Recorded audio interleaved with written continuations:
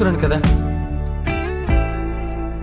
ఆ తర్వాత కొద్ది కొద్దిగా మాలో మాటలు తగ్గిపోయాయి. ఇంట్లోనే ఉండటం వల్లనో ఏమో తెలీదు, నా మీద ఉండే రెస్పెక్ట్ కొంచెం కొంచెం తగ్గడం మొదలైంది. ప్రతి దానికి తిట్టడం, తప్పు పట్టడం, నాకంటూ గుర్తింపే లేదు.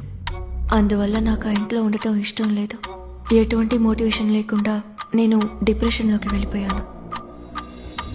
ఒంటరిగా ఉన్నప్పుడు ఏడుస్తాను. ఎందుకు ఏడుస్తానో నాకే తెలీదు, కానీ ఏడుస్తూనే ఉంటాను. మా అమ్మా నాన్నలతో చెప్తే ప్రేమించి పెళ్లి చేసుకుంది నువ్వేగా అని అంటారేమో అన్న భయం. నేను నా ఫీలింగ్స్ని ఎవరితోనూ షేర్ చేసుకోలేకపోయాను. ఒక్కో రోజు దారుణంగా మారిపోతూనే ఉంది. ఆ పరిస్థితిలో నా తల పగిలిపోయేలా ఉంటుంది. ఒక్క మాట కూడా ఎవరికి చెప్పకుండా ఎక్కడికైనా పారిపోవాలని ఉంటుంది. లేదా బైక్లో వెళ్ళేటప్పుడు ఏదైనా లారీ కింద పడి చచ్చిపోవాలని ఉంటుంది. నా వల్ల కావట్లేదు.